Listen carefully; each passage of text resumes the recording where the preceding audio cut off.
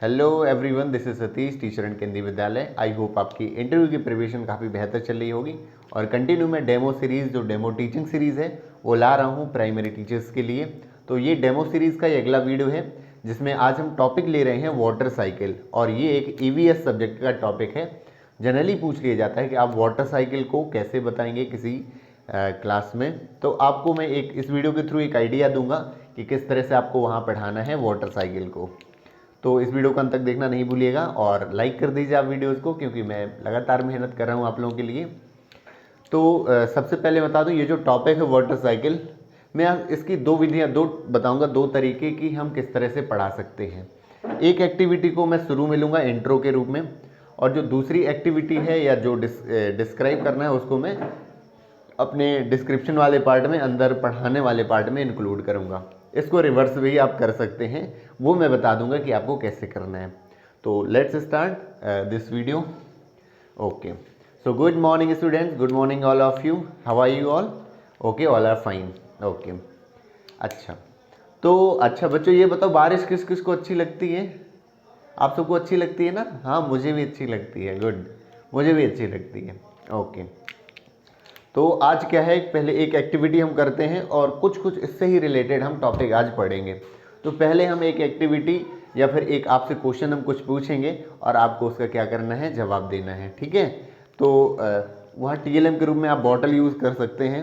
तो बच्चों, इसमें ये जो बॉटल है इसमें आप क्या देख सकते हो, पानी है ना? क्या है इस पर? बच्चों बताओ, क्या है इस पर? वाटर है ना?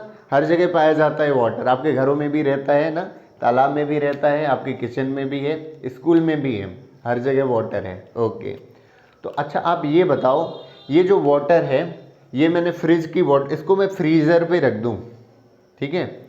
फ्रीज़र पे रख दूंगा तो ये पानी कैसा हो जाएगा? क्या हो जाएगा? पानी फ्रीज हो जाएगा। बिल्कुल फ्रीज हो जाएगा, जम जाएगा। क्या बन जाएगा? बर्फ बन जाएगा। तो इस पानी को हमने क्या बोल दिया? आइस बोल दिया। आइस क्यूब्स बन जाएंगे ना, आइस बन जाएगी। ओके, अब वापस इस फ्रिज की बोतल को फ्रिज से निकाल के वापस रख दूंगा तो ये कैसा हो जाएगा? ये वापस इसमें पानी में चेंज हो जाएगा, लिक्विड बन जाएगा, है ना? अब एक और मैं आप गैस करना, यदि मैं इसको स्टोव में किसी कंटेनर पे डाल करके और आग में जला दूं, इसे गर्म करने लगूं और गर्म करता जाऊं तो क्या होगा? धीरे धीरे क्या होगा? धीरे धीरे ये कम होता चला जाएगा, ये भाप बन के उड़ने लगेगा। भाप ही कहते हैं इसको। तो भाप बन के ये क्या करेगा? उड़ने लगेगा, और वो पूरा पानी किसका? कंटेनर का खत्म हो जाएगा। इसका मैं एक और एग्जांपल देता हूँ। आपके घर में कभी ऐसा हुआ कि घर के लिए चाय बन रही है और एकदम से याद हमें भूल गई, या दूध उबल रहा है हमें याद भूल गई, और आधे घंटे बाद हमने जा कर के देखा तो दूध तो इतना सा बचा। अब दूध कौन पी गया? वो वाला बिल्ली तो पी भी नहीं गई। तो वो जो होता है दूध में, जो वो अंदर लिक्विड है, वाटर है या दूध है, वो जो लिक्विड है वो किस में चेंज हो गया? स्टीम में, भाप बन करके हमारे सराउंडिंग में चला गया। तो ये पानी भी यदि हम कंटेनर में रखें, गर्म करें और गर्म करते ही जाएं तो पूरा का पूरा पानी हमारा भाप बन के उड़ जाएगा। तो बच्चों, ये जो चेंज हुआ, आपने देखा बर्फ़ से किस में चेंज हो गया? पानी में। पानी से किस में? स्टीम में चेंज हो गया।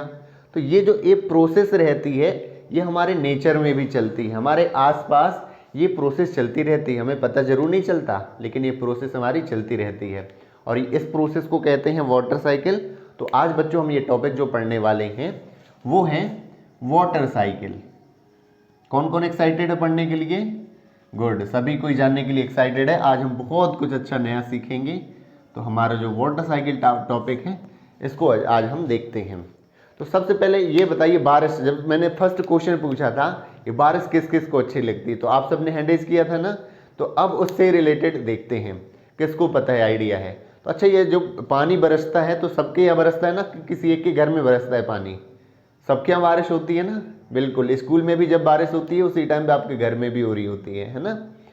तो बारिश का जो पानी है वो जाता कहाँ है? किसी को पता है, आइडिया है कोई? हाँ, वो जो बारिश का पानी है, देखो मैं एक पिक्चर भी बनाऊं। ये जो मान लीजिए ये क्लाउड्स हैं, ठीक है? क्लाउड्स हैं, तो इनसे जो पानी बरसता है, ये बारिश है, रेनिंग हो रही है, ये कहाँ जाता है? हमारा घर ही है ना। ये घर में भी हमारे पानी आता है। माउंटेन्स भी बना सकते हैं क्योंकि हमारे आसपास पहाड़ रहते हैं, है ना। ये हमारा लैंड वाला पार्ट कहलाता है। ये जो माउंटेन्स कहलाती हैं, माउंटेन्स में भी तो बारिश होती है कि नहीं होती है? पूरी अर्थ में बारिश होती है।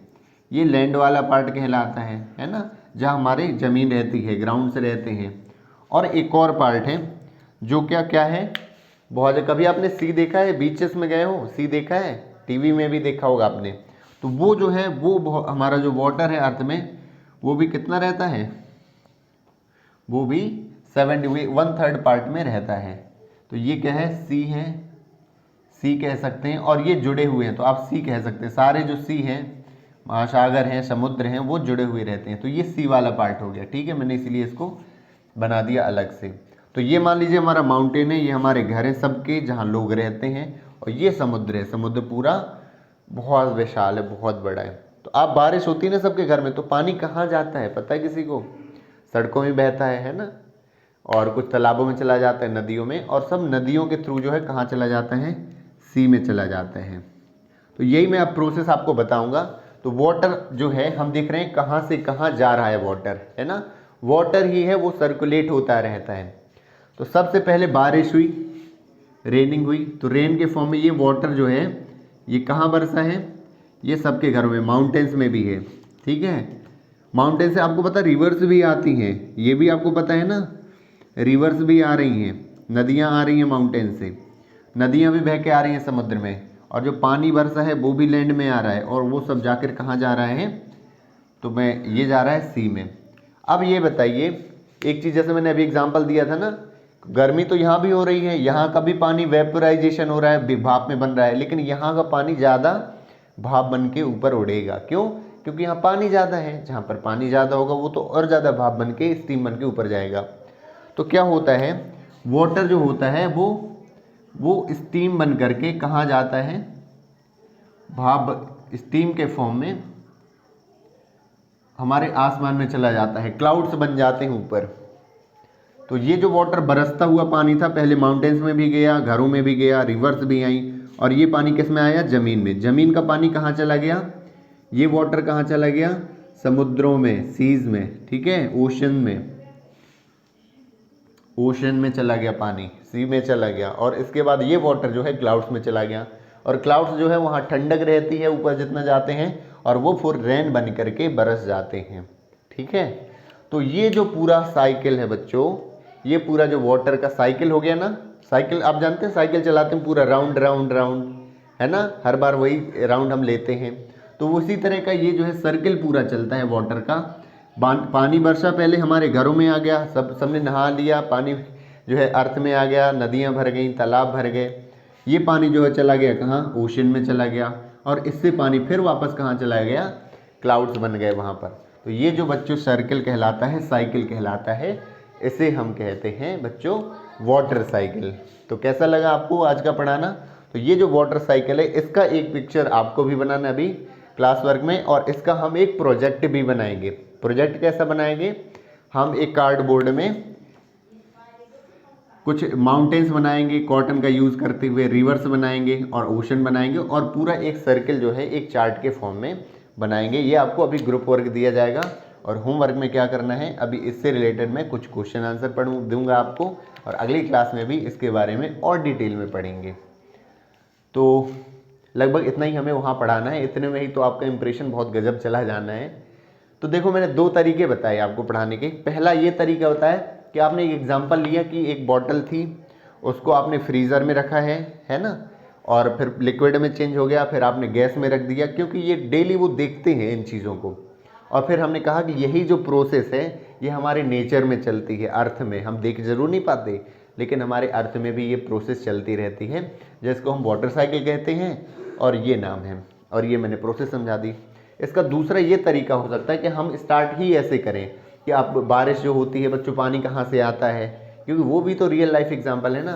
फिर कहाँ जाता है, आपने बहते हुए देखा है, नदियों में जाता है, और यदि उन्हें ये नहीं पता ना कि ओशन में जाता है, ये अपने आप से बता सकते हैं बच्चों कि ओशन में भी जाता है, और ये सर्किल चलता रहता है, इसे वाटर साइकिल कहते हैं। फिर पिक्चर के थ्रू क्या कर दो, आप एक्सप्लेन कर दो। उसके बाद ये बीच में एक एक्टिविटी भी रख दो। आइए इसको एक एक्टिविटी के थ्रू भी समझते हैं। कैसे कि बॉटल के पानी को हम किस में रखेंगे, फ्रिज में रखेंगे, फिर कंटेनर गैस में रखेंगे और उबालेंगे तो वो भाप बन जाएगा। तो ये एक रियल लाइफ एक्टिविटी के थ्रू समझा दिया।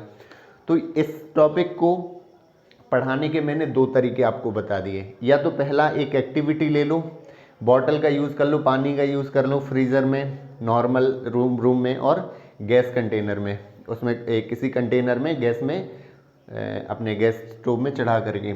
और दूसरा एग्जांपल मैंने बताया कि आप डेली लाइफ एग्जांपल ऐसा ले सकते हैं कि बारिश हो रही है ना, और वो पानी कहाँ जाता है और सर्किल बता दो। तो ये आपकी चॉइस है कि आपको कैसे बताना है। इसको आप एक फेवरेट टॉपिक की लिस्ट में भी डाल सकते हैं। मुझे ऐसा लगता है कि आपको ईवीएस के टॉपिक भी, क्योंकि 2-2 4-4 टॉपिक आप तैयार करोगे तो चांसेस वहाँ ये भी बनते हैं कि ज़्यादातर ये भी पूछ लिया जाता है कि आपका जो आप तैयार करके लाए हैं, चलिए कोई ईवीएस का टॉपिक बताइए, है ना, जो आप तैयार करके लाएं टॉपिक वो बताइए। तो ये आप अपने फेवरेट टॉपिक्स में से, ये इसलिए कह रहा हूँ क्योंकि इसमें पिक्चर्स का रोल ज़्यादा है।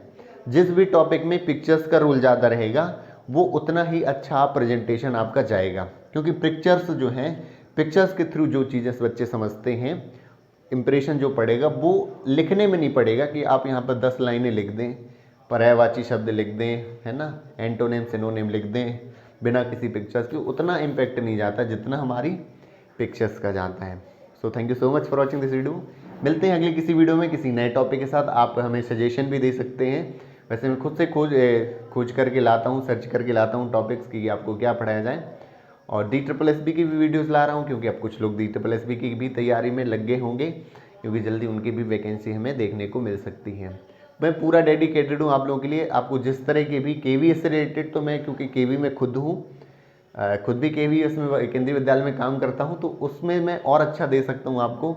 जिस भी तरह का सपोर्ट जो आपको चाहिए हो, कोई भी आपके डाउट्स हैं आप ज़रूर पूछिए कमेंट में, और मैं आप मेरी एक बार पूरी वीडियो भी देखेंगे तो 10-15 वीडियो मैंने इंपॉर्टेंट क्वेश्चन आंसर की डाल रखी है, 15-16 वीडियो मैंने डेमो टीचिंग की। तो मुझे नहीं लगता कि कोई भी डाउट आपका बचा होगा, लेकिन फिर भी डाउट बचता है तो आप बिल्कुल पूरी बिल्कुल बिना किसी टेंशन को, आपको ये नहीं लेना कि सर देखते नहीं हैं। तो मुझे जब भी टाइम मिलता है बेटा, और जो मुझे जेन्युइन लगते हैं, तो मैं पूरा आपकी जो कमेंट्स पढ़ता हूँ, और एक आपका छोटा भाई या बड़ा भाई मान करके आपकी जो पूरी हेल्प करने की कोशिश करता हूँ।